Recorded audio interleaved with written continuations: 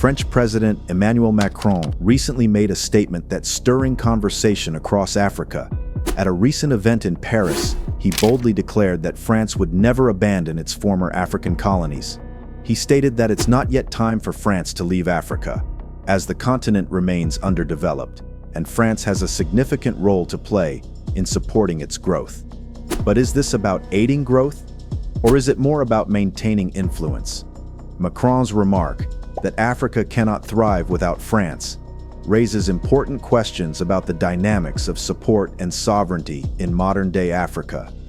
We're diving deep into this colonial nonsense, unpacking France's shady history, exposing their resource looting, and hearing what African leaders like Mali's Assimi Goïta have to say. Keep watching, hit that like and subscribe button, and let's get into it because Africa's had enough. Okay, let's break this down.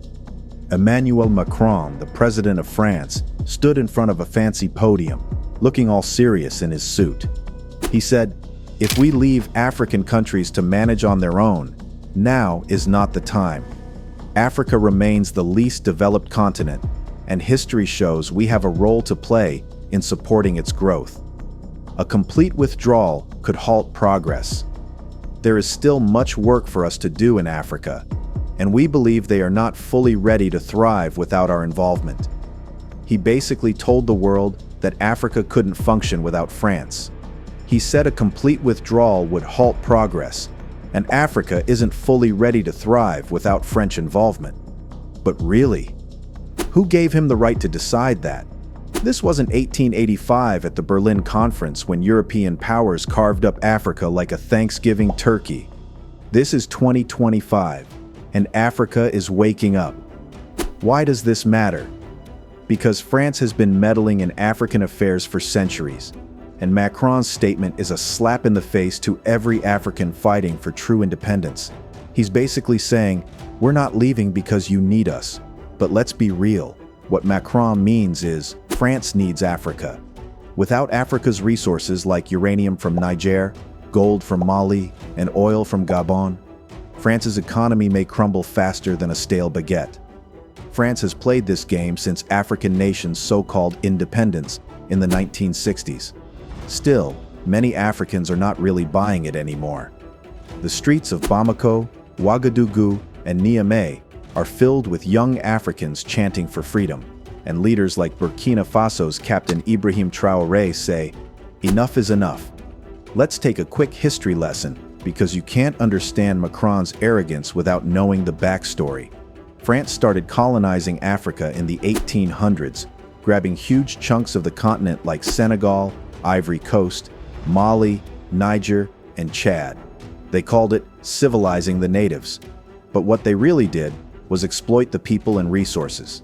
They forced Africans to grow cash crops like peanuts and cocoa for French markets, while people in Africa couldn't even afford them. They built railways, not exactly for Africa, but to ship resources like gold, diamonds, and timber back to Paris. By the time African countries started gaining independence in the 1960s, France had already established a system to keep their former colonies under their thumb. The France-Afrique is a fancy word for France's neocolonial empire in Africa. France-Afrique isn't just a history lesson. It's a living, breathing system of control. France created the CFA Franc, a currency used by 14 African countries, which is pegged to the euro and controlled by the French treasury. That means these countries must keep 50% of their foreign reserves in France. Imagine that Benin, Togo, and Burkina Faso can't even touch half their money without France's permission.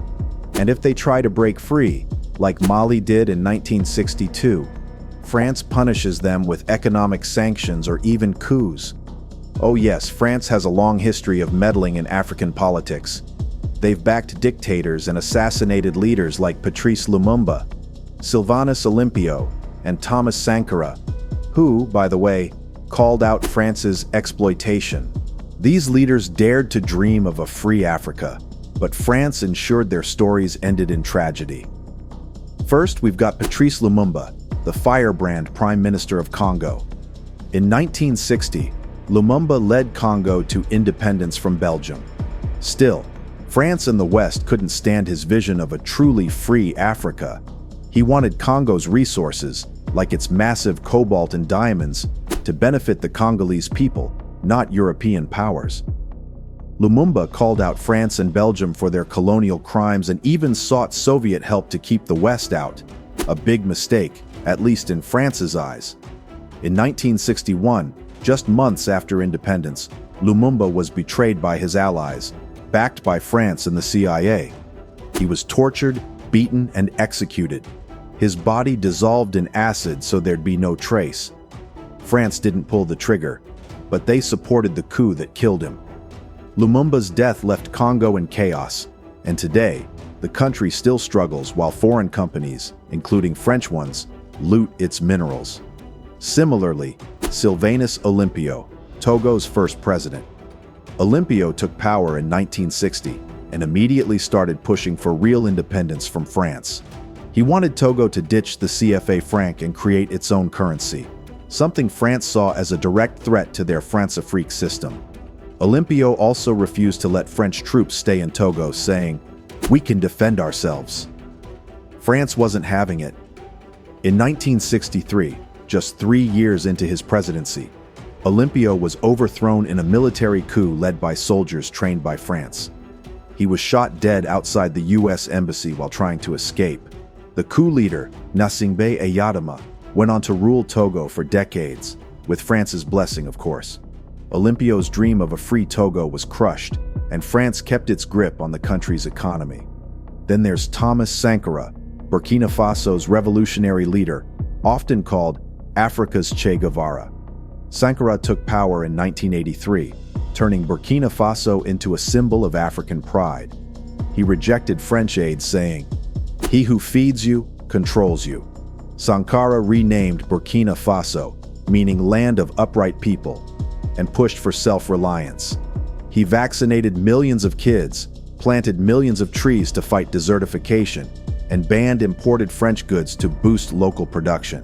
But France saw him as a threat to their influence in West Africa. In 1987, Sankara was assassinated in a coup led by his right-hand man, Blaise Compaoré, who just happened to be cozy with France. Compaoré ruled for 27 years, rolling back Sankara's policies and letting French companies back in to exploit Burkina Faso's gold. Sankara's death was a huge loss, but his spirit lives on in leaders like Ibrahim Traoré, who's picking up where Sankara left off. These heroes, Lumumba, Olympio, and Sankara, show us the cost of defying France. They were killed, their countries destabilized, and their dreams delayed, all because France couldn't handle a truly independent Africa. But their sacrifices weren't in vain. Today, their stories inspire a new generation to fight for freedom. France can try to silence its leaders, but they can't silence the African spirit. Africa will rise no matter how many heroes they take from us.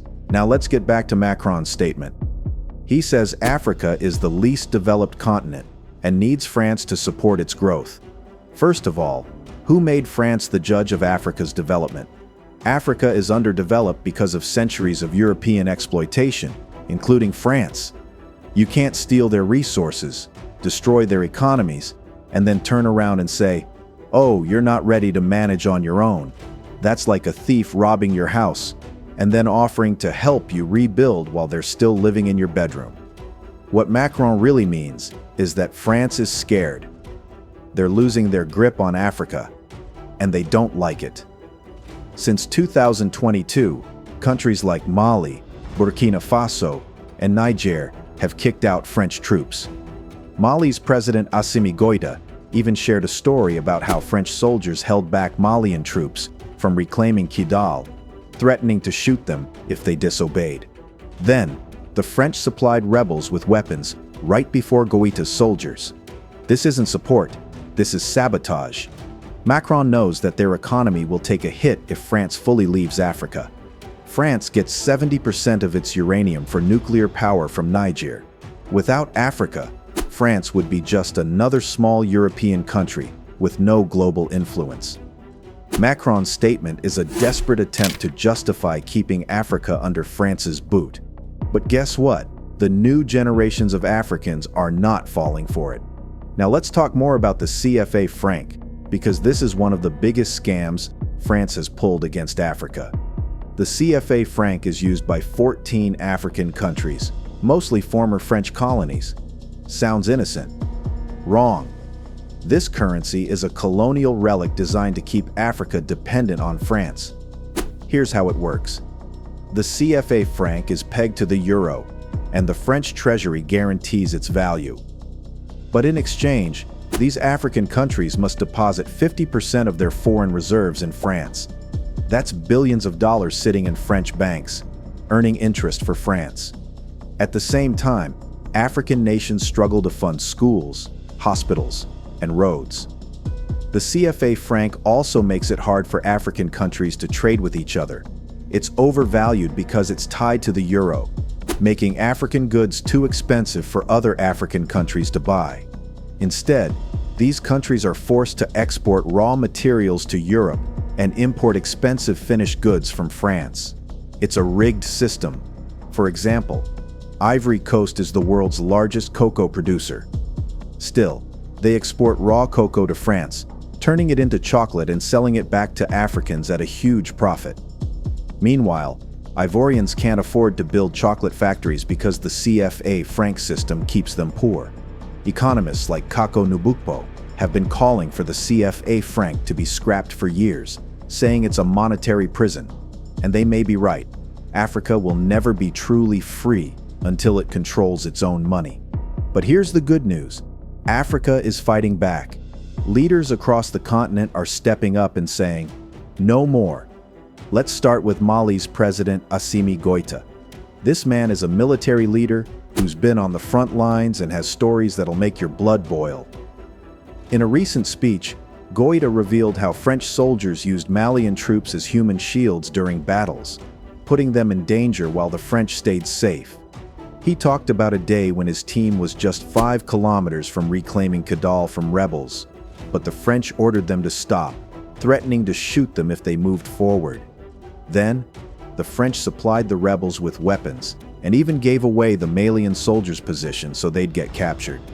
Goïta said he cried that day, but it lit a fire in him to liberate Mali from France's grip, and he's doing it. Mali kicked out French troops in 2022 and is now working with Russia to secure its borders. Then there's Burkina Faso's Ibrahim Traoré, another young leader who's not playing games.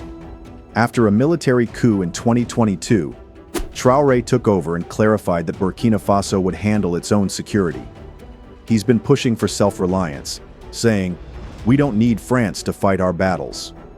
Burkina Faso also expelled French forces and is now part of the alliance of Sahel states with Mali and Niger, a new confederation that's all about African unity and kicking out foreign interference. These leaders are Africa's future, proving that Africa doesn't need France to thrive. In fact, just maybe France is the one that needs it. Let's talk about the real reason France won't leave Africa. Resources. France has been looting Africa's wealth for centuries, and they're still at it. Take Niger, for example. Niger supplies 70% of the uranium that powers France's nuclear reactors, which produce 70% of France's electricity. But what does Niger get in return? Poverty, environmental destruction, and radioactive waste that's poisoned their water and land.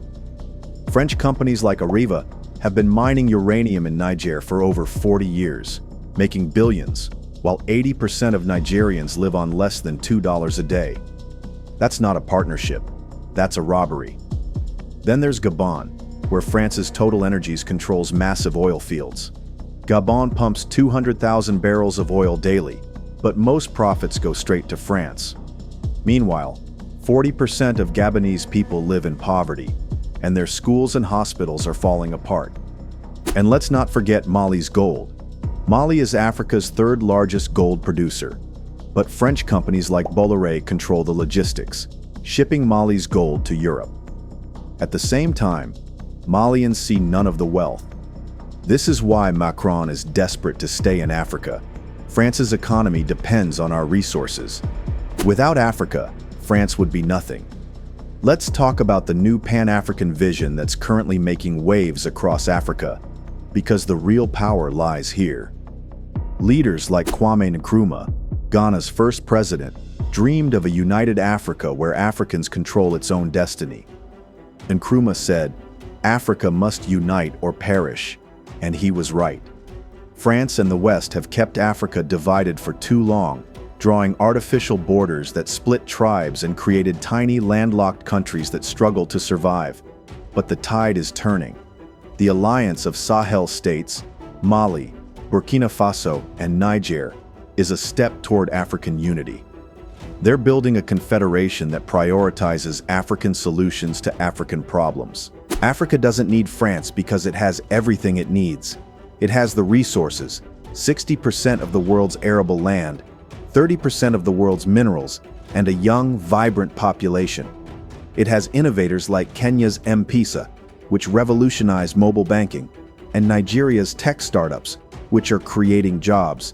It has renewable energy potential, solar in the Sahara and hydro in the Congo River, which could power the continent and beyond. Maybe what it doesn't need right now is France telling Africans they are not ready.